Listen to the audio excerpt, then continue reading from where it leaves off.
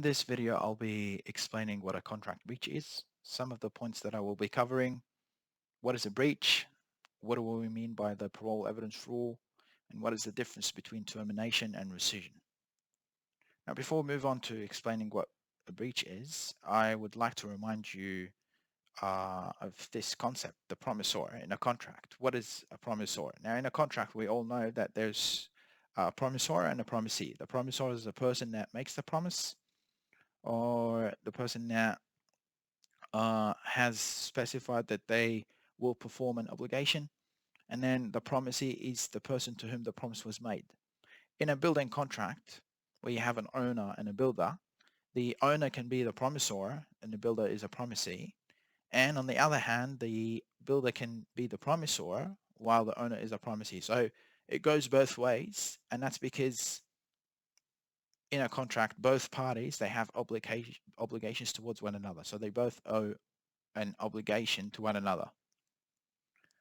Now, the breach is when the promisor, so the person who made the promise, does not satisfy that promise.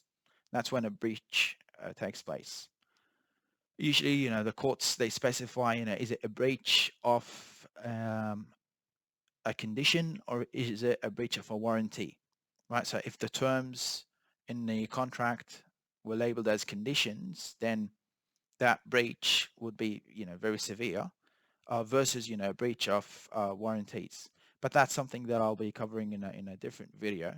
For now, what we need to understand is that, the party that fails to comply with the contractual obligation will be in breach. And the claimant, so the person that has suffered the loss, can claim for damages. In a contract, you have different terms and conditions that are specified, and when a dispute takes place because of a breach, usually parties would try to rely on external evidence. So, obligations that weren't specified in the contract. That's why we have the parole evidence rule.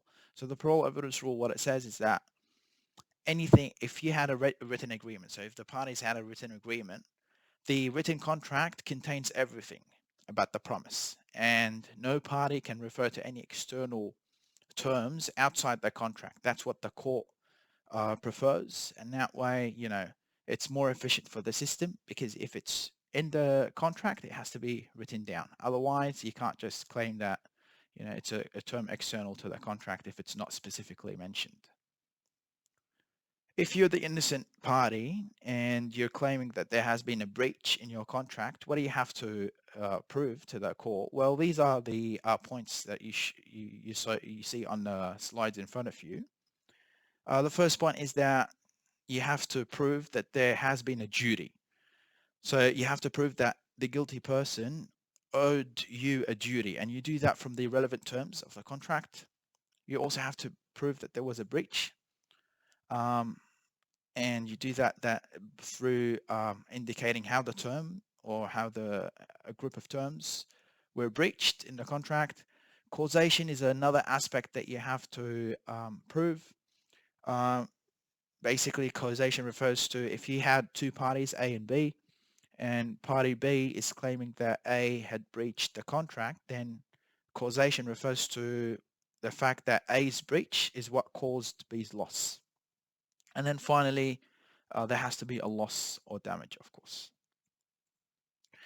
Now, just before I end the video, there's a very important concept that I need to explain, because a lot of people usually confuse these two terms, termination versus rescission.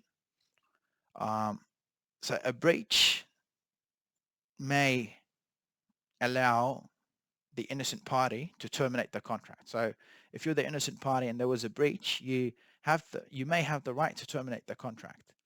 And what termination refers to over here is the fact that you're free from future obligations. So even though you're free from future obligations, past obligations still remain. So both parties in the contract, they still owe rights, past rights to one another.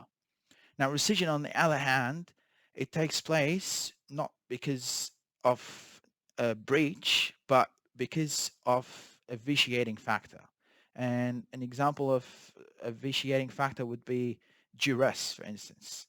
um, or a mistake in the contract. These are just some examples of vitiating factors. Vitiating factors is a topic that I will cover in a separate video, but that's usually when rescission would be allowed. And rescission, uh, basically you can think of rescission as cancelling the full contract. So there's no obligations owed whatsoever, and it's as if the contract had not existed.